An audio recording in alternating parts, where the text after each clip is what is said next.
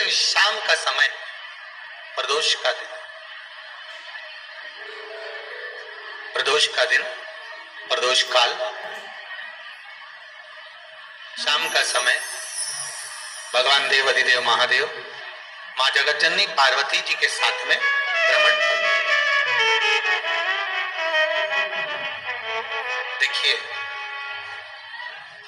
अगर प्रदोष का व्रत नहीं कर सकते, प्रदोष के दिन आप व्रत नहीं कर सकते, मान लो आपसे भूखा नहीं रहा जाए, प्रदोष का व्रत नहीं कर सकते, प्रदोष के दिन आप भूखे नहीं रह सकते, मंदिर भी नहीं जा सकते, दिया भी नहीं लगा सकते,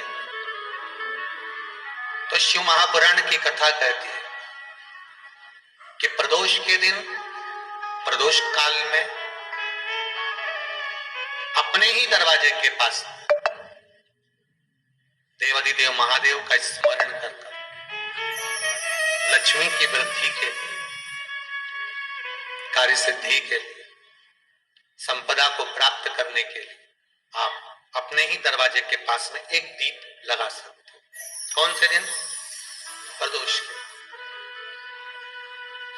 एक बात और अच्छे से समझ लीजिए, जो बच्चे चिड़चिड़े होते हैं, चाहे घर में बेटे हों, बहुएं हों, सास हो, ससुर हो, परिवार में छोटे छोटे बच्चे हों, चिड़चिड़ प्रवृत्ति करते हो या चिड़चिड़ा स्वभाव हो, जरा जरा सी बात में क्रोध आ जाता हो, बोलने का भान नहीं रह पाता हो, शब्दों के बाण चलते हो, तो महाराज प्रदोष के दिन, प्रदोष काल में बेलपत्री के पेड़ के नीचे एक, जो पत्ता आपके पास में हो, पान का मिल जाए तो पान का, पीपल का मिल जाए तो पीपल का, बेलपत्र का मिल जाए तो बेलपत्र का, उस पत्ते पर मात्र थोड़ा सा शहद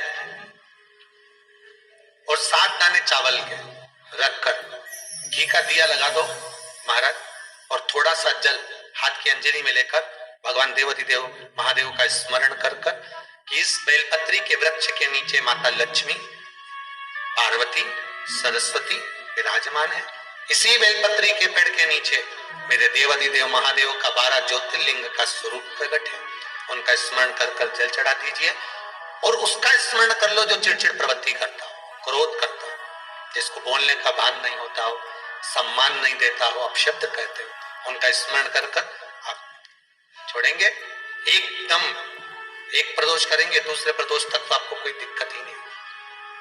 2-3 प्रदोष कर कर देखिए, बाबा कृपा करें। बच्चों को पढ़ने का कह रहे हो, पढ़ने बैठो, पढ़ने बैठो, पढ़ने बैठो, पढ़ने बैठो, तो एक आध प्रयास बच्चों के लिए भी कर लिया करो कि भाई ठीक है, जैसे वैकुंठ चतुर्दशी वाला उपाय हमारे YouTube पर भी डला हुआ है, आप उसको निकाल कर सुनना, वैकुंठ चतुर्दशी के दिन प्रयास करो, बच्चे लोग विद्या में प्रबल होंगे।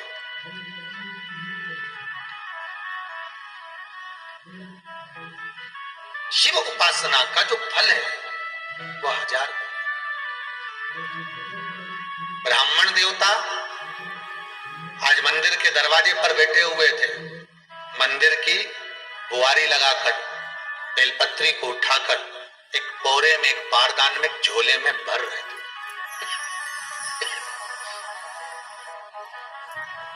एक बारदान में, एक बोरे में, एक झोले में भर रहे। पहले भी कथा में काज फिर कहते हैं, शिव मंदिर में जल बाद में चढ़ाना, शंकर के मंदिर में जाकर पंचामृत स्नान बाद में कराना, शंकर जी के मंदिर में जाकर पूजन बाद में करना, पहले थाली एक और रखकर शिव मंदिर में झाड़ू, पोछा या जो बेलपत्री, निर्माल्य जो भी रखा हो, उतरा हुआ सामान, उसको भरकर कहीं एक और जहां मंदिर वाले रखते हो वहां ले जाकर रख दो, झाड़ू पोछा एक बार जरूर। इस ब्राह्मण के चरित्र को सुनिए जो शिव महापुराण में वर्णन किया गया। कार्तिक महात्म की कथा कर रही है, कार्तिक मास में पड़ने वाले प्रदोष के दिन महाराज वो ब्राह्मण बेलपत्री को उठा उठाकर बारदान में भर रहा था।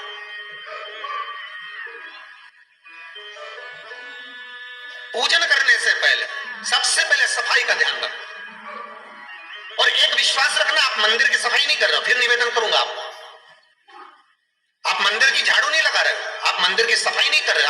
पोछा नहीं लगा रहे। जितना हाथ आप मंदिर में फेर रहे हो सफाई के लिए, उतना आपके जीवन में जितना दुख है, जितनी तकलीफ है, जितना कष्ट है, जितनी बीमारी है, उस पर हाथ फेर रहे हो। मंदिर में नहीं फेर रहे हो। नहीं तो सारी दुनिया में जितने मंदिर है, सारे मंदिरों में ट्रस्टियों ने कुछ ना कुछ लगा के रखा है। स्वीपर आता साफ कर दिया था, ये आएगा सफाई कर जाएगा, पंडित जी होंगे तो बुआरी लगा देंगे, पंडित जी होंगे सफाई कर देंगे। उन्होंने तो पंडित जी को बोल के रखा है कि साफ कर दो, पंडित जी करते नहीं है। पर पहला फर्ज आपका है कि आप मंदिर में आए हो तो पहले आप सफाई करो। क्यों? क्योंकि हम उसका द्वार साफ रखें। आज के समय में तो एक नियम हो गया साहब कि मंदिर में जाते हो तो मंदिर के दरवाजे पर चप्पल उतार के जाते हो। नहीं तो शास्त्र रीति तो ये कहती है कि मंदिर में भगवान सामने बैठा है तो उसके सामने चप्पल भी नहीं उतारना चाहिए। तो कई लोग कहते हैं मंदिर के अंदर थोड़ी ना उतारा, तो जीने से भी बाहर, एकदम गेट के बाहर वहां उतार, पर सामने तो है ना, सम्मुख में तो है। तुम्हारे यहाँ अगर 4 लोग दिवाली मिलने आते हैं ना, तो तुमने चप्पल रखने का भी स्टैंड बनाकर रखा है, साइड में उतारिए, दहली पर मत उतारो, थोड़ा साइड में उतारो। सामने से सब आते जाते रहते हैं, सामने उतारो, सम्मुख में क्यों उतार रहे हो?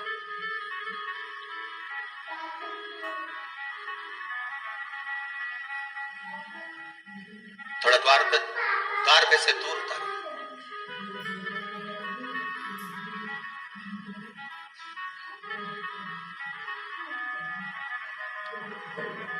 अभी तो कुबेरेश्वर धाम में काम चल रहा है। आप लोग जो दान दे रहे हो, आपके दिए हुए दान से निर्माण चल रहा है। अभी तो आप पहनकर जूता चप्पल भी अंदर आ जाते हो। भले दूसरे मंदिरों में चप्पल पहनकर हमने देखा है, आधिकाधिक मंदिरों में, ब्रजभूमि पर भी बहुत मंदिरों में लोग अंदर जूता पहनकर चले जाते हैं। पर जब तक बाबा नहीं बैठा तब तक तो आप पहनकर आ रहे हो। जिस दिन बाबा कुबेरेश्वर धाम में आकर बैठ गया, उसके बाद वो दोनों गेट पर चप्पल बाहरी रहे। आओ आप, कंकर से शंकर, शंकर जब शरीर से लगेगा तब सुख भोगो, आनंद भोगो, सुख की प्राप्ति। अपने द्वार पर भी कितना सुंदर लिखा है भविष्य पुराण के अंतर्गत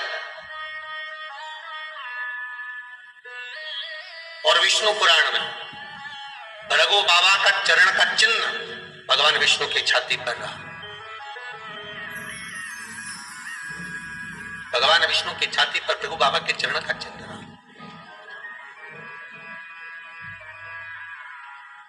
चरण का चिन्ह। अब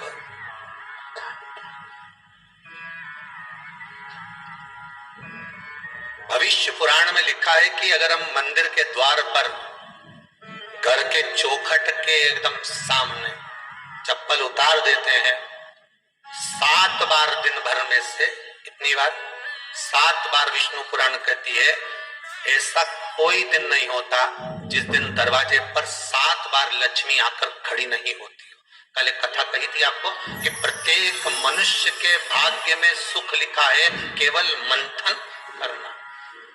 भविष्य पुराण कहती है 7 बार लक्ष्मी प्रत्येक मनुष्य के दरवाजे पर जाकर खड़ी होती है, पर द्वार पर चप्पल पड़ी होने के कारणवश वो लौट कर चली जाती है। बहुत ध्यान दीजिएगा महाराज, थोड़ा सा आपको बुरा लगेगा, लग जाए, पर शिव पुराण है, जीवन संवार देगी तो अच्छी बात है, जीवन संवार दे तो अच्छी बात है। मंदिर के द्वार पर हम जब चप्पल छोड़ते हैं, जिस मंदिर की चौखट पर चप्पल छोड़ी है, आप जितनी देर आराधना में लगे रहते हैं उतनी देर तक आपकी चप्पल पर जितने लोग लांग कर जाते हैं, जितने लोग लांग कर प्रवेश करते हैं, उसका भी दुख आपके भाग्य में आता चले जाता है। ध्यान दीजिएगा जरा, चप्पल का भविष्य पुराण में पढ़िएगा कभी कि पादुका का महत्व क्या है, पादुका किस ओर उतारना चाहिए, पादुका को कहां रखना चाहिए, किस जगह पर बुआरी झाड़ू को रखना चाहिए, किस जगह पर चलनी को रखना चाहिए, सुई उस सुई को जिस हाल में सब बैठते हैं उस हाल में क्यों रखा जाता है? सुई तो इतनी सी है, पर जिस हाल में सब बैठते हैं उस हाल में ना तो झाड़ू रखते हैं, उस हाल में ना चलनी रखते हैं। भैया क्यों नहीं रखते? कारण क्या है?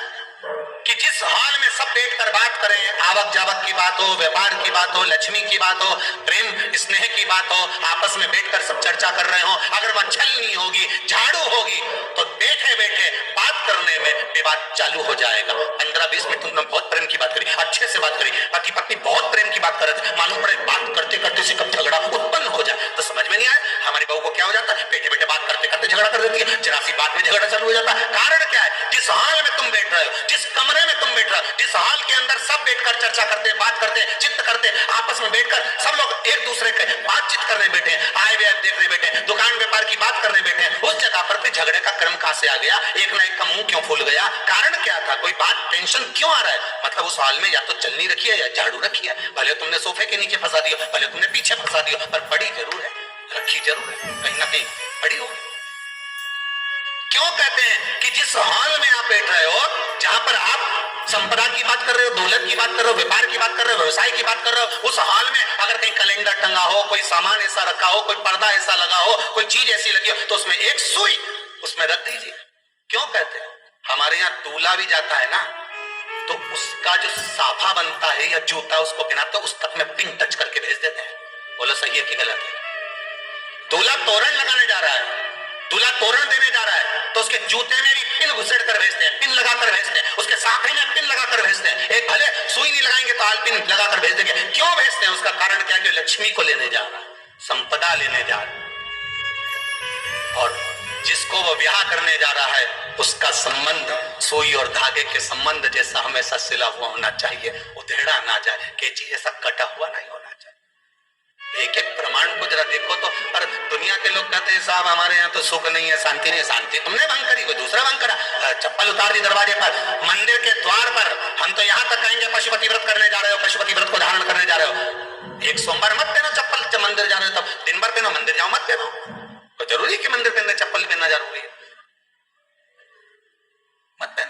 मंदिर के द्वार पर जहां भगवान विराजे हैं उसके द्वार पर अगर आपने चप्पल उतारी है, आप तो अंदर चले गए, पर जितने लोग लांग रहे हैं उसका मालूम, उसका स्मरण कितना कितना गया। छाता, चप्पल, आसन,